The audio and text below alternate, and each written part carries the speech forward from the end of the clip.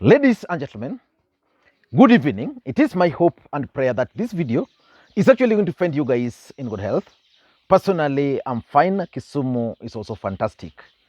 I'm actually doing this video from the village, and the environment here is cool.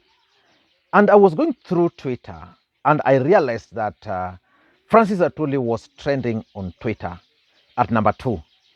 And I asked myself, why is Francis Atwoli trending on Twitter?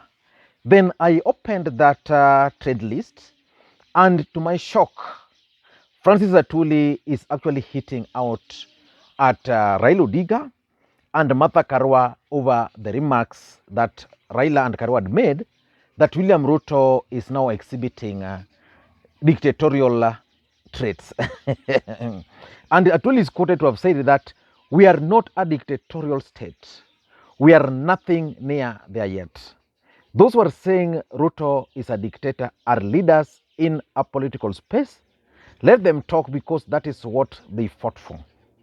This current government has promoted free speech, and the president has not castigated anyone for criticizing him. Now, that statement by Francis Atwoli is actually what caught the attention of most Kenyans.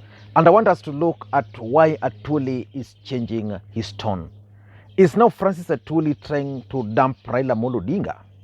The statement by Francis Atwoli is significant, politically speaking, for 3 main reasons. Number one, Francis Atwoli previously never recognized William Ruto as anybody in this country.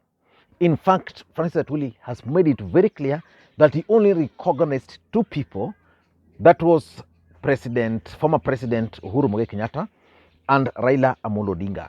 So the fact that he can now recognize Ruto means that he's changing. Number 2, Francis Atwoli was one of Raila Odinga's key strategists. You would see Francis Atwoli attending Raila Odinga's rallies. You would see Francis Atwoli everywhere. He was part and parcel of Raila Odinga's strategy team. Raila Odinga lost the election. Why is Atwoli now becoming the first one to castigate Raila and Martha Karua? Number 3, for those who follow politics, Francis Atwoli used to host Azimio strategy meetings at his home in Kajiado. The fact that Atwoli used to host strategy meetings in Kajiado, the question which I want to ask you, do you think those strategy meetings can still be held in Kajiado? As a matter of fact, Francis Atwoli, who else? David Murathe, Raphael Tuju, Peter Kenneth, Junet Mohammed, who else? We had James Orengo, were frequent visitors to Francis Atwoli's home. And I'm asking myself whether those meetings were really necessary, whether these gentlemen could have contributed to the failure of Raila Odinga to win the presidency. So I want us to look at Francis Atwoli's statement, because people are responding to it in different ways. Let me just read for you a few comments which I'm seeing here, which are dropped. There is this Stephen Mutoro guy. The guy is saying that Mzee Atwoli is a man with Solomonic wisdom. He is right to remind Right Honorable Raila Odinga and Martha Karua that President Ruto is not dictatorial. If His Excellency Ruto was a dictator, Martha Karua would be cooling off her heels in Langata women's prisons for her seditious outburst. Someone is saying here that what you should know is Atwoli cannot survive in this career without collaboration with the government of the day. He is saving his ass. Nothing new here. Someone is saying, this is Kawangware Finance, is saying that this is Kenya politics. What? Siasa wewe, who could have thought that Papa Daktari Francis Atwoli will praise Ruto government? Now, even me, I ask myself that question. I never imagined myself seeing Francis Atwoli in this lifetime trying to praise William Samoei Arap Ruto. There was another comment I'm looking at. Then I go into the details. I can hear the sound of the birds. Very nice. They're just playing around here. I can see their nest. This is so interesting. Now, there is another gentleman here. He's saying, let me just get it. Someone is saying,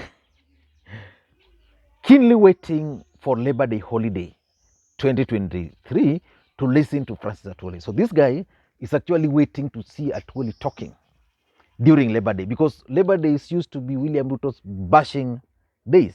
But why do you think Francis Atwoli, who was actually re-elected as the vice chairperson of International Labour Organization, why do you think he made those statements? Before I give you all those details, in case you are watching this channel for the first time, do the favor, press that thumbs up button. And for those who are already subscribed, please, I want to ask you guys to continue supporting the channel. The best way you can support the channel is by pressing that thumbs up button right now. You can also drop your comments. But for those who love the channel, you can share this video to your friends. And now let me tell you why Atwoli is making those statements. Number one, I can actually attribute it to the meeting between Francis Atwoli and Musalia Mudavadi. A few weeks ago, Francis Atwoli drove himself from Kajiado straight to Musalia Mudavadi's ANC party's headquarters in Lavington. And I did a video on this. And personally, I never imagined seeing Francis Atwoli driving to Musalia Mudavadi for a meeting. And it was expected that one of the agendas of that day was how Musalia Mudavadi was going to work or to reconcile with Ruto. Then apart from reconciling with Ruto, the other agenda was probably how Musalia Mudavadi and Atwoli were going to pursue the Luhya unity. So that meeting, in my view, is the results we are seeing today. Probably Atwoli was told, you must be seen to be supporting the government. What a better way to respond to Raila Odinga so that he can be seen to be working, to be supportive of the government. Number two, NSSF. You know, Atwoli is one of, being the COTU Secretary General, is one of the board members of the NSSF. If you follow the politics of Atwoli and Ruto, their fallout can actually be traced back to NSSF. Atwoli opposed William Ruto during that time. William Ruto tried so hard for Atwoli to be removed when they took over. That did not happen. And the handshake actually came to the rescue of Francis Atwoli. Now William Ruto is the president. Atwoli is still the COTU guy, representing the representative of COTU at NSSF. So for Atwoli to survive that NSSF politics, he must align himself with the politics or with the powers of today. And because William Ruto is the president currently, there is no way you would expect Atwoli to go against William Ruto. William Ruto is now known to be rewarding his loyalists. He is trying to force, he will even force Atwoli to resign and have someone else represent COTU in this particular body. So the truth is, Atwoli is just trying to protect his interest at NSSF. Number three is something which someone again alluded to on this platform. The gentleman pointed out that he will be waiting to see, or he will be waiting for the speech which Francis Atwoli will be making during the Labor Day. You know, Labor Day is normally a national day in this country, celebrated. Uhuru used to grace it. When he was absent, Raila Odinga used to grace it. The governors of 4 Nairobis used to grace it. Now that Atwoli and Ruto fell out, and next year we are going to have Labor Day celebration, is it possible that Francis Atwoli is positioning himself, is trying to appeal to the hearts or the emotions of Ruto, so that in the next Labor Day celebration, then he can invite William Ruto to that celebration?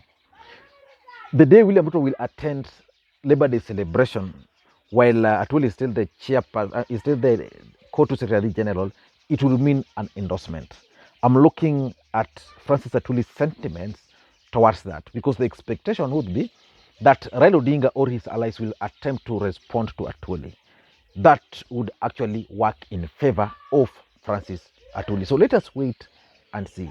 Number 4, in my view, is that Atwoli has realized that power has actually shifted. Uhuru and Raila are no longer in power. The person who is in power is none other than William Samoei Arap Ruto. And because power has shifted, he must also shift his stance. He can't continue opposing power and expect favor at the same time.